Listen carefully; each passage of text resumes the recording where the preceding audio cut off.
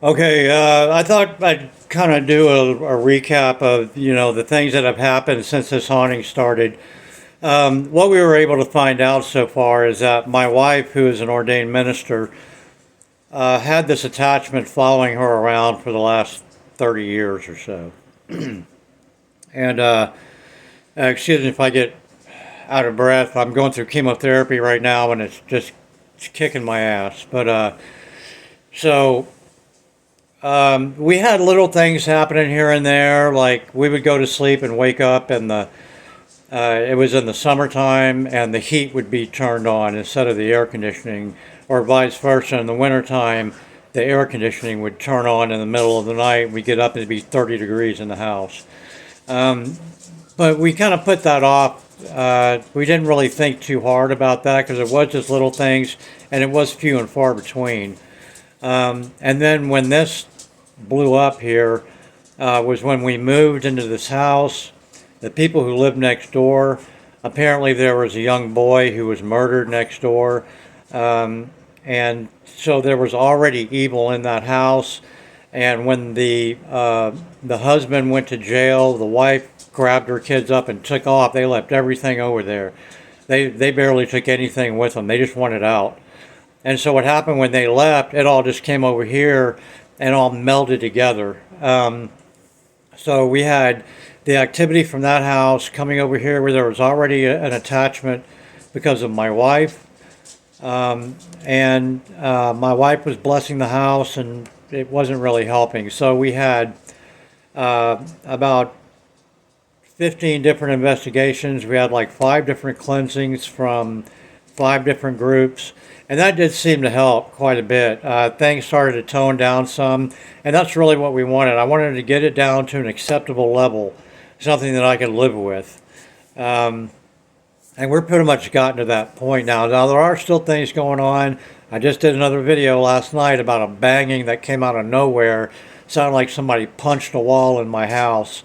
And then when I was laying down to go to sleep, I heard it again. It sounded like somebody stomping on the floor. My dogs hear it. They jump up and their ears are forward, and they're thinking my wife's out of town, so they're thinking maybe she's home, and it's really unnerving. But so that's kind of where we are right now. It's really gotten down to a level where we can pretty much ignore it. So I am going to keep writing my book. And as things happen, I wanted to tell you something else. This is something that has happened that is beyond explanation. In the last 2 years, my wife has lost every single sibling to death, both her sisters and her brother.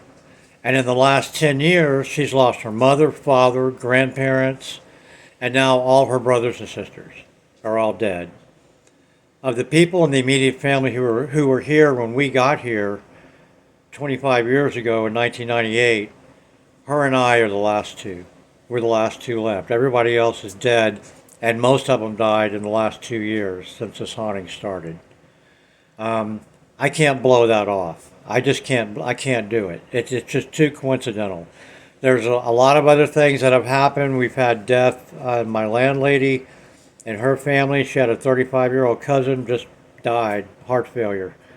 Um, I had a guy who was covering the haunting of in this house on a podcast. He suddenly became so depressed he thought he was going to kill himself, and he had to step away from the internet. And he said it's just something that came over him all of a sudden. He is okay. He did come back and talk to me a couple of years later, but yeah, that was pretty bad. I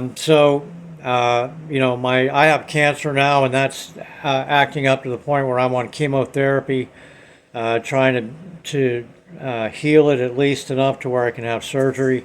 So there's a lot of things, a lot of different things that have happened in that 2 years since all this has started, and those are things that we just can't brush aside.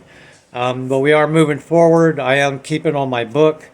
I'm gonna try to release that a year from this coming Christmas, and we'll see where we go from there. But as of right now, things have gotten down to a point where they're pretty calm, and I'm just hoping it's going to stay that way. I'll talk to you later.